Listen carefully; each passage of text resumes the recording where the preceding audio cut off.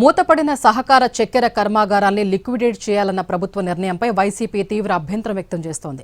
రైతుల భాగస్వామ్యం, చెరుకు పంటలకు ప్రత్యామ్నాయం, బకాయిల సంగతి తేల్చకుండా ప్రభుత్వం ముందుకు వెళితే అడ్డుకోవడానికి సిద్ధమని ప్రకటించింది. రాష్ట్రంలో మిగిలిన ఏకైక కోఆపరేటివ్ షుగర్ గోడౌను రక్షించుకుంటామన్నారు మాజీ మంత్రి గుడివాడ అమర్నాథ్. విలువైన షుగర్ ఫ్యాక్టరీ భూముల్ని ఏపీఐఏసీ ద్వారా సొంత మనుషులకు కట్టబెట్టే ప్రయత్నం జరుగుతుందనేది వైసీపీ ఆరోపణ. గోవాడ చక్కెర కర్మాగారం సర్వజన సభను సెప్టెంబర్ 30లోగా నిర్వహించాలని డిమాండ్ చేశారు. రైతులు బకాయిలు చెల్లించకపోతే ప్రత్యక్ష ఆందోళనల్ని ప్రారంభిస్తామని అమర్నాథ్ హెచ్చరించారు.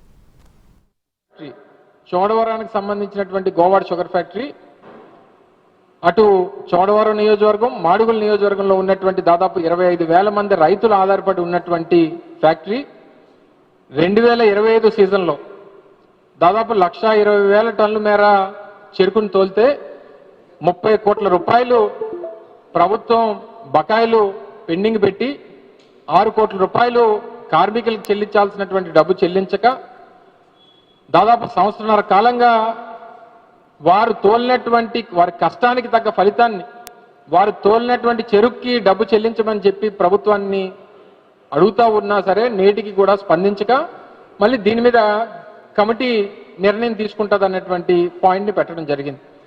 దాంతోపాటు ఏడుకొప్పాక, తాండవ, అలాగే పక్క జిల్లాలో ఉన్నటువంటి భీమసింగ్ ఈ 3 ఫ్యాక్టరీస్ని లిక్విడేషన్ చేయడానికి ఇప్పటికే ఉన్నటువంటి తుంపాల షుగర్ ఫ్యాక్టరీ, చిత్తూరు, నెల్లూరు లాంటి ఫ్యాక్టరీస్ అన్నింటినీ కూడా కొన్ని కోర్టు కేసెస్ పెండింగ్ ఉన్నాయి కాబట్టి subject to the result of the court cases వాటిని కూడా లిక్విడేషన్ చేయాలని చెప్పి నిర్ణయం తీసుకోవడం జరిగింది.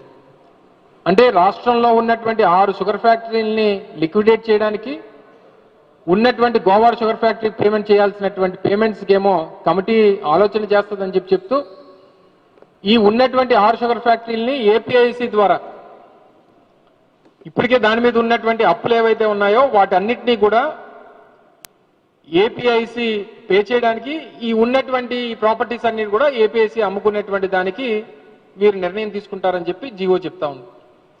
అసలు రైతుల తాలూకా వాటా, రైతుల